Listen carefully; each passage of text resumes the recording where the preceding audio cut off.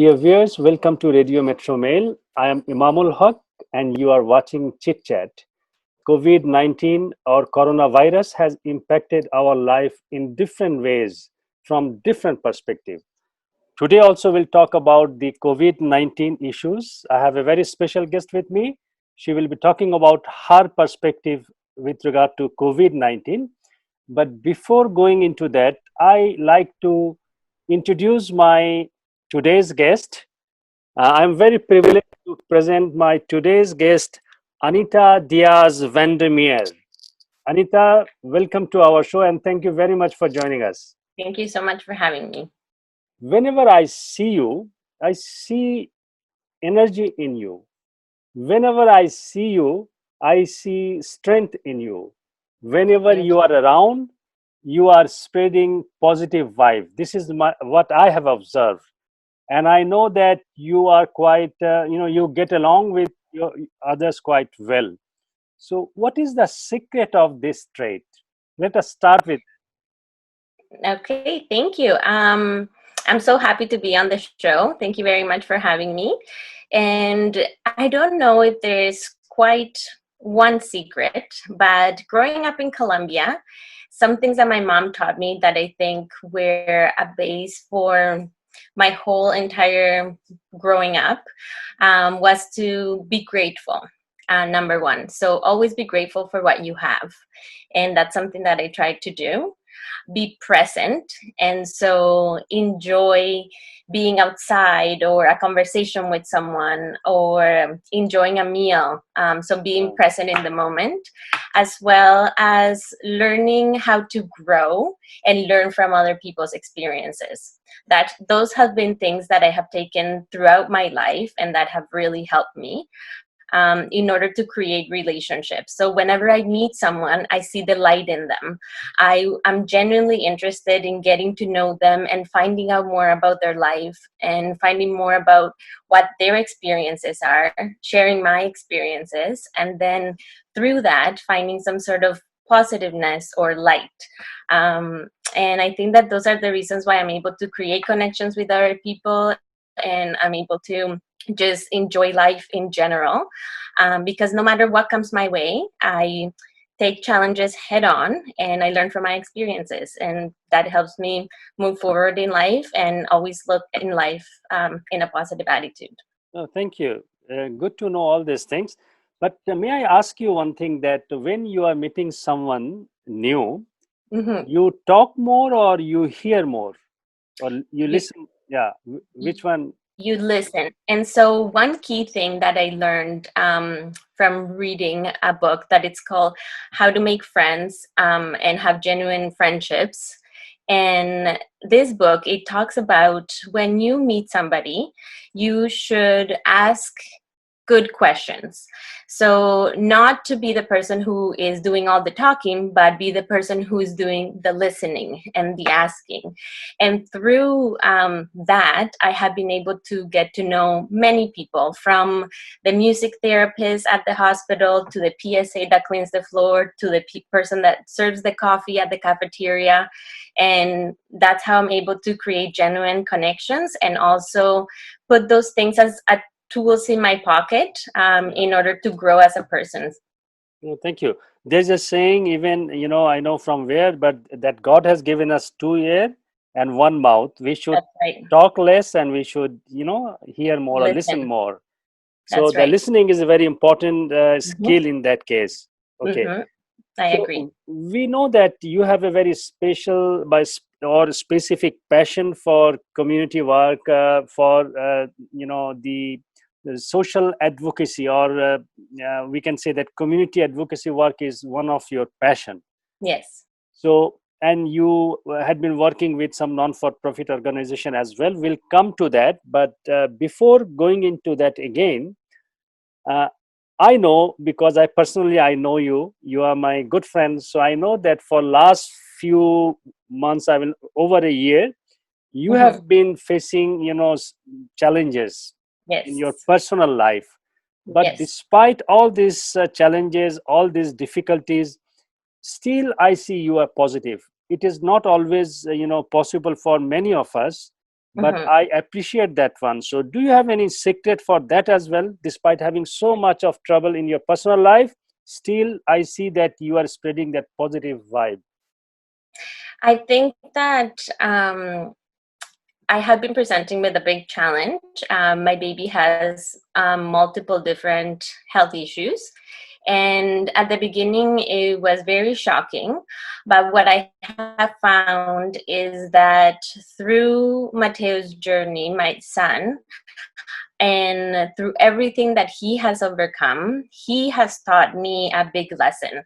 And that's a lesson to appreciate every moment, to love those around you, to build community, and to not worry about the small things, but in everything, give thanks and be happy. And also, a big part of it, I think, it's my faith. So I believe in God, and I believe that God makes everything work for the good of those he loves. And so I know that everything that happens in my life, everything that happens in Mateo's life, all of the challenges that I encounter, through each challenge, I am able to overcome it. I am able to learn something new. And every challenge builds my character. Um, and one thing that I have been able to do is connect with many people. And through sharing my story and through sharing Mateo's story, we have been able to create a positive community that can look at Mateo and look at how much he has overcome and have a sense of hope that their children can also overcome challenges, that them themselves can also overcome challenges. And it's not to say that there is no good days and bad days. Everybody has that. But it's just when you're able to appreciate the small things and when you're able to be grateful for a smile, for something so little as a flower or the sound of a bird or something like that, then even in the darkest days you can find joy. Definitely, definitely, we appreciate such approach, and we need to, learn those kind of things from our daily life. Mhm. The trouble, the difficulties that we face. Would you mind sharing a little bit more about your son? Yes, so Yeah. my son Mateo, he was born with a congenital heart condition. And he was also born with a small ear called microtia. And he right now has a tracheostomy. He has a G tube and he has an ileostomy. And so those are all things that we had no idea about as parents when we first started. He's our first baby. But throughout our journey at Sick Kids Hospital, they had an amazing team of doctors, nurses, and training personnel who trained us how to care for Mateo and how to do all the things that we needed in order to make sure that he has a happy life. He's actually just going to surgery this upcoming Tuesday for his third heart surgery. So we are hopeful and we are positive and we're cheering him on. I know that Matthew, he is a real fighter. He has gone through so much, difficulty, but still he's a lively child. Yes, he is. So, and I think definitely we appreciate the way you and your husband Kyle was taking care of your son. That is also because of that he is such a lovely child. Thank Definitely. you. Thank you. So I know that currently you are very much engaged with a non-for-profit, which with a foundation. How did you start doing what you are doing right now? Yes, so throughout the first year of Mateo's life, I collected many different stories and thoughts, and I learned something really important from my Master's of Education from John Dewey, and he says that we do not only learn from experiences alone, but we learn from reflecting on our experiences. And so, taking that quote, I decided that after 1 year of being at the hospital, I wanted to create a platform and an atmosphere where people could freely share how Mateo has impacted them in their life, or they could share how they are doing something to give back to the community, and we could all rejoice in that, as well as telling our own story in order to connect with parents or children or moms or dads or caregivers caregivers that are maybe struggling through some of the things that we went through as well. And so kind of the mission and the vision of hakunamateo.com is to reach out to other people, to give hope to people, to spread joy and goodness to all in whatever way we can, and to offer an opportunity for people to learn from our journey and be able to ask us any question that they have, or for us to provide people with support.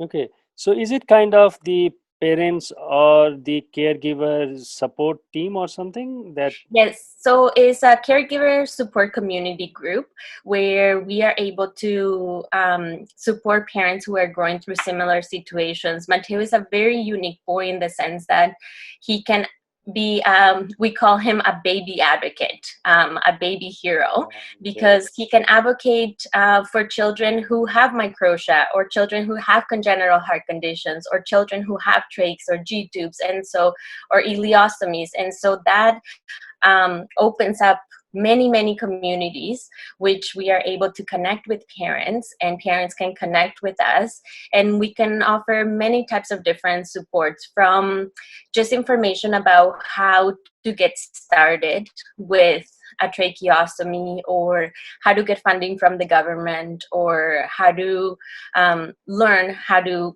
be in the community with a child who has special needs, to just providing a kind word of encouragement when they're going through something at the hospital. Okay. So would you mind if we share your website address, below the That would be video? wonderful. That would be Yes, that wonderful. would be wonderful. Thank you. Thank you. And I would like to also share Mateo's photo or video clip for a minute. Do you have something like that? Yes, I can send you. I have many photos and many videos. He has his own Instagram page and his own Facebook page. Okay. So I can send you. Mhm. Okay. How do you pronounce Mateo? Is okay? Yeah, Mateo. So Mateo. Mateo, So Mateo. Mateo. And it means a gift from God. So Mateo means gift from God. Yes, Thank because you. it's our gift. Viewers, let us just take a look at a very small, brief video about Matthew.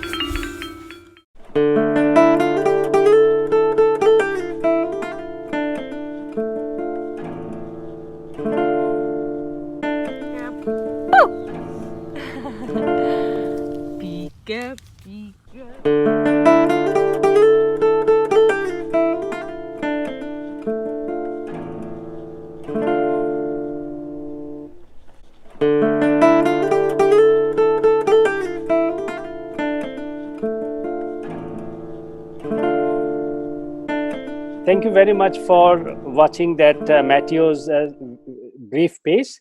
Let us come back to our discussion that we were having. So, what is your future plan? How far you would like to go with that mission? Well, our future plans are to make sure that we are able to provide as many people as possible with the support that they need in the journey that they're living. So everybody in the hospital specifically deals with a different journey. When I'm in the ICU, I am able to meet with many moms and parents, and as their children get discharged, so my hope and my mission is to just grow our community so we can help as many people as possible. So those who like to, be in touch with you, or those who like to support you if you need that, so how can they connect with you? So if they would like to connect with us, there's many ways in which they can do that. They can go to the website at hakunamateo.com. They can go on Facebook to hakuna.mateo2018, or they can find us on Instagram at hakuna.mateo2018 as well. And we also have a Gmail account. So hakuna.mateo2018 at gmail.com. If anybody would like to connect with us, we would love for them to either just follow Mateo's journey or ask us any questions or any thoughts that they have in which we can grow our community. Thank you very much, Anita. We really appreciate all your work that you are currently doing. Now, let us come back to our, the show is focused more on COVID-19 issue. Yes. So, with regard to COVID-19, how are you coping up with this situation? Yes, so I had a conversation really early on with a friend about COVID-19, and she asked me how my life has changed since COVID-19. Um, and thinking about it, I said, my life hasn't changed too much with COVID-19 because living with a child who is immune compromised, we were already taking the precautions that everybody's taking right now. So already we were staying away from people who may be sick. We were washing our hands, we were sanitizing, doing all of those things. So in that sense, things remain the same. But I actually have a blog post on the website that talks specifically about COVID-19. And the biggest thing that I have found is that it has allowed people to relate to parents who live with children who are immunocompromised. They have realized the extent that a virus can have on themselves and on children. And I think that people have become more aware as to why we had to take all of those precautions with Mateo in the first place. And so I think that it has really enlightened people into a world that they didn't know before. So I think you have been in the hospital even during this COVID period Yes, number of times, right? yes, And you are maintaining all these precautions even before the COVID-19 that's situation. right. Okay. The hospital has changed though. I would say that it doesn't feel the same as being at the hospital before. They have created many boundaries. One of them is that there's only one parent allowed to be with their child at bedside, and that I think has been one of the biggest challenges for us, because I had always had somebody by my side helping take care of Mateo. But now with the situation, everybody seems to be on high alert. Um, Life is very different at the hospital because you're not able to see people's faces, and Mateo loves it when people smile, and that's what drives him to smile and be excited. And so I think that the masks and the gowns do create some sort of fear on the kids and on the parents maybe as well. Although we know that it is for the protection, and we understand and we're happy that those things are in place. But I think that the feeling in the hospital is a lot more intense. Okay, thank you. Mm-hmm. Anita, I'd like to, ask you another thing that has the new, this situation means the COVID-19 situation, given you new thought to your life, like you are not thinking anything, it has changed your perception, something like that? Yeah, I think that the COVID-19 situation has allowed me to see the generosity in people. It has allowed me to see the way that the community is able to come together. And even though we are not able to see each other face to face, we are able to see each other through Zoom, for example. Or I have had multiple people drop off a flower or a flower arrangement outside my home, or a drawing for Mateo from their kids. And many people have contacted us offering what they can do to help us, what they can bring to the hospital if they're going to the hospital as well. So I think that this has changed my perspective in life in the sense that it has kindness in others suffering, or that other people are going through something hard. They themselves are going through something, but they are willing to help. And COVID-19 has changed my life in the sense that many people who I knew before and people who I just met, have opened up their arms and offer um, to send us a flower or a card or just a beautiful message. And that has been really wonderful for us because it has just shown me how, even though people are struggling and everybody's going through something right now, people have chosen to be kind and to be compassionate and to create relationships in the midst of all of this. So it has just shown me that humanity, even in situations that are tough, maybe that's when some of their best attributes can come out. Many people are saying that, this is teaching us that how to be united when you are, while staying apart, or That's right. coming together while staying apart. Mm-hmm. So I think this is one lesson we have learned from this COVID-19 situation. Mm-hmm. Many people, they are saying that, the world will not be the same, Mm-hmm. because already we have started, observing that many our social rituals have changed. When Mm-hmm. we see our friends, we don't hug them, That's even right. we don't handshake, we don't go out for, the way we used to go for shopping or Mm-hmm. other, necessary work. So things are changing. So Mm-hmm. what is your take on that? Do you think that the world will be a different world in future? I think that the world will be a different world, yes, because I think that the people living in the world will be different. Like I mentioned before, I think that by reflecting on our experiences and reflecting on this pandemic and COVID-19, people have had the chance to be alone with their thoughts, to see inwards, to maybe do something that they wanted to do. And I think that by being able to connect with other people again, people are going to appreciate everything so much more than maybe they did in the past. I think that people are maybe not going to take things for granted. If they did in the past, they're going to appreciate being able to sit down and have a cup of coffee with someone. I just think that people are going to be changed completely after this situation has happened, for the better. I think people are going to be kinder. I think people are going to be more thoughtful about others, the elderly, people who are immunocompromised. When they're sick, they're going to choose hopefully to stay home.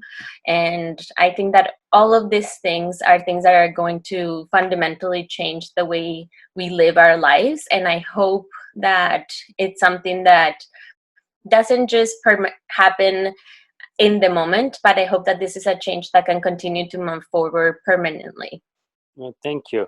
So it seems that you're saying there will be definitely a lot of changes, and those will be, good changes, better changes, right? That's what you said. So since we are talking about changes, and it seems that it is necessary after COVID-19, we have to, change. Like our technology will be different. Mhm. More people will start working from home, probably. So Yes. even the office arrangement will be different, even the international travel will be different. Hmm. So those we are not habituated anyway. So since there is a opportunity or scope for change, Yes. so what would be your dream change? I mean, the dream world that you would like to see in coming days. I think that my ideal world would be a world in which we not only think about ourselves, but we think about other people. I think that it's important to have self care. It's important to learn from your experiences. It's important to grow physically and mentally.